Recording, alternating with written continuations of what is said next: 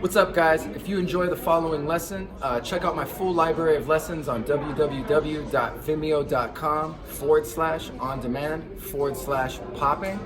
Be sure to hit the like button and subscribe to my YouTube channel for further content coming up.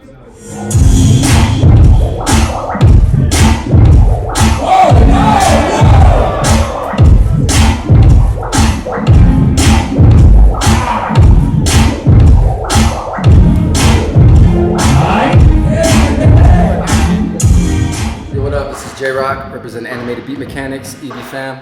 Coming back, teaching you this time the style of Scarecrow. A lot of people hit me up asking me about Scarecrow style, how to do it, the foundations and techniques of it. So this lesson is just specifically about Scarecrow. So first off, on Scarecrow style, what you want to do is just understand the technique of it. Form-wise, there's a lot of straight lines in the arm. And it's also good to understand the character behind the style, because a lot of these styles represent characters. So the Scarecrow style, you know, a Scarecrow is the guy it's a thing that you're made and it's hung up to scare away the crows. It's kind of like a puppet, but it doesn't move and it's stuck on sticks, like this. So it has the elements of a puppet because the hands are loose, the head's loose, but then there's these straight lines because of the sticks in the body. So as you turn, these sticks kind of stay there. You can also do the bent elbow style variation, but it gives this different vibe where it's straight lines and a kind of a puppety, flowy feel in the hands. Okay? Originally, the original Scarecrow was Ray Bolger from The Wizard of Oz. He's an amazing dancer, actor. He played it as a character, so when he walked, he even looked like he was off balance, like this. And again, the legs were still like on that angular kind of vibe to match the upper body. And so he actually had a walk he does in The Wizard of Oz where it's down low, dragging his foot, which Skeeter Rabbit of the Electric Boogaloo's took and put on stage. Dancers that came later, there's a guy from the Bay Area, Riley Moore.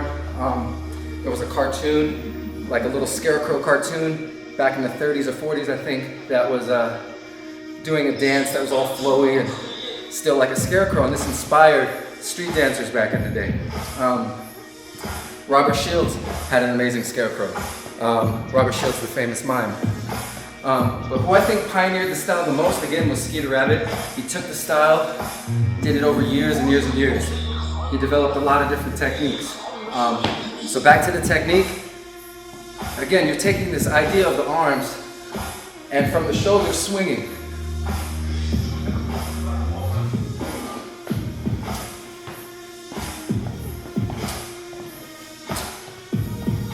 You just swing it forward, back, go into these different poses with the arms.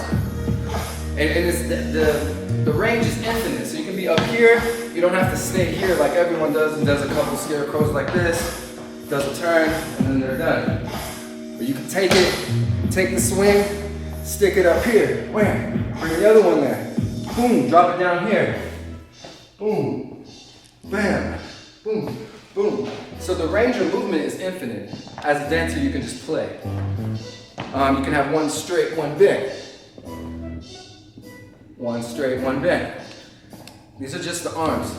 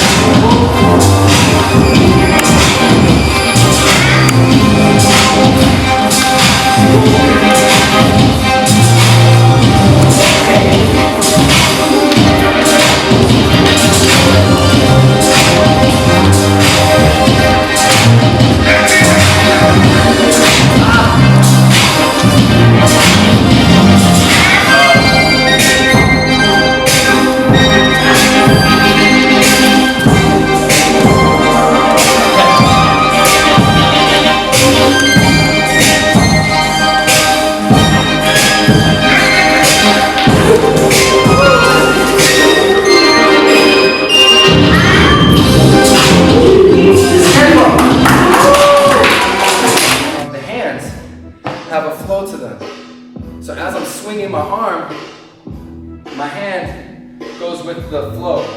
As if it was loose, if I swung it down this way, it would naturally go like that. Boom, boom, boom. So as you cross them, you start playing with those angles.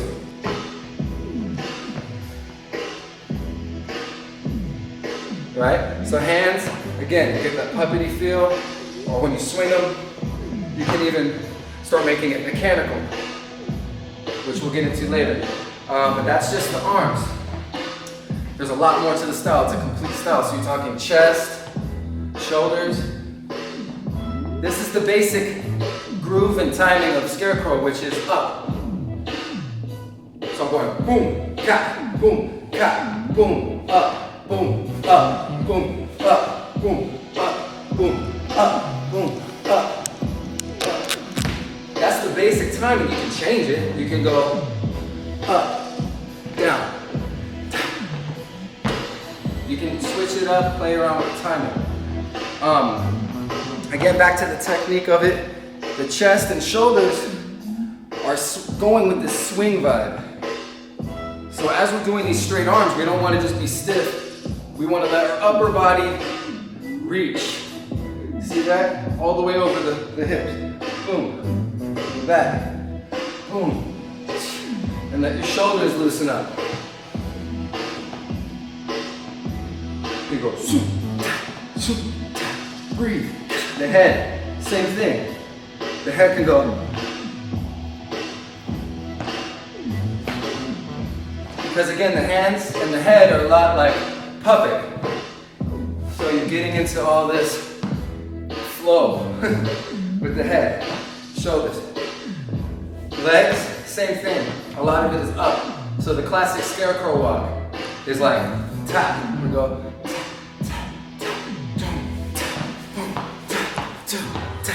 It's just coming up, bringing the knees up, and the opposite end, stretching it.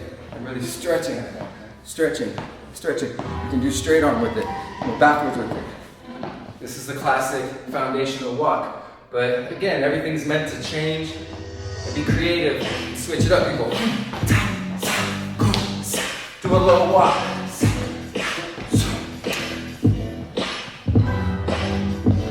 So basically the legs, again, it's just even all the basic walkouts that you do, you can make it Scarecrow style by just maybe walking with an open angle, which you'll see a lot of Jazzy J, Sweepy, they use these Scarecrow walk legs when they're just getting down, which is this open kind of squat feel, which actually complements this whole upper body thing going on. So, and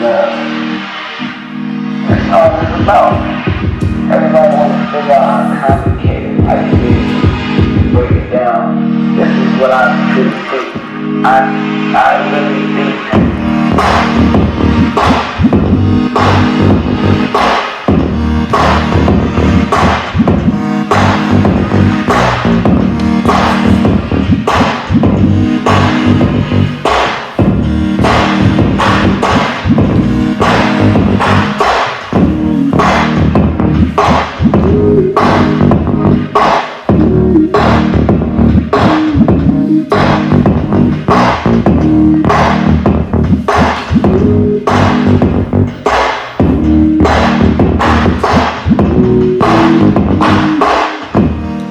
so now that you got some basic foundation in the Scarecrow, what you want to do is apply it. And the best way to apply it, again, I give a lot of credit to one of my first teachers, Steve Rabbit. He would give us exercises where we had to stay within the style. So you put on a song and you say, only Scarecrow. Because you might start practicing, okay, I got this, and then you go back into what you know, some wave or some boogaloo or some robot or whatever. Really press yourself to stay within the style. So what that does is help you start creating and taking your time because you're not in a rush to just hit some Scarecrow and move on. So again, think of the arms having the stick vibe, the hands flowing, using all your space above you, behind you, levels, moving. Everything can become still Scarecrow style as long as you're staying within that vibe of the style. that rock feel with the shoulders, all right? And commit to the character. You know, get into the character. You can get animated with it. So, man.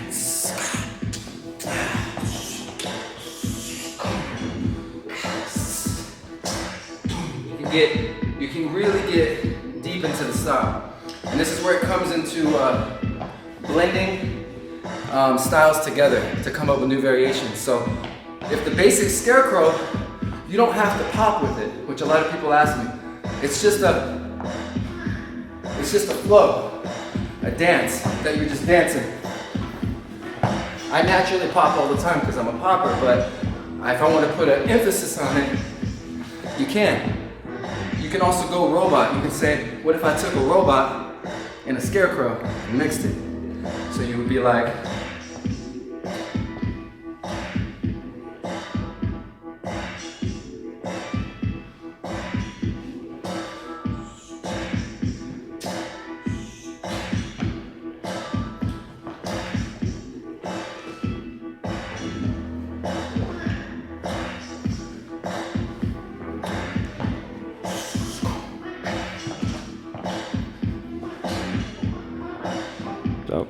ticking with it, ticking Scarecrow, which I've demonstrated before, but even Boogaloo Scarecrow.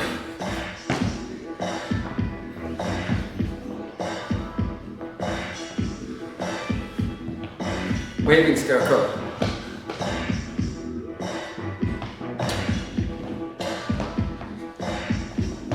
You know, you can just get really creative and play with it, and this is what stretches the style out, gives it layers.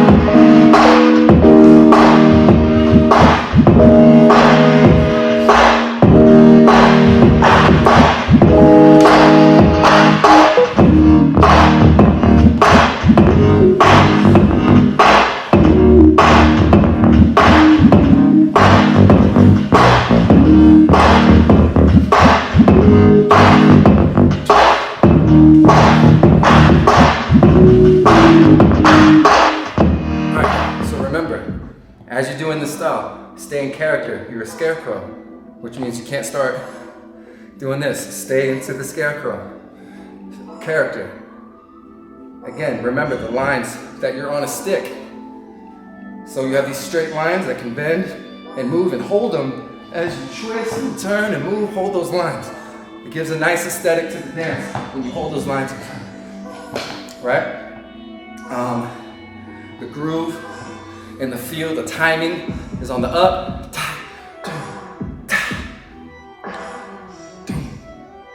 right? Walking and traveling, don't stay stuck in one place. Levels, stay in the character, all right?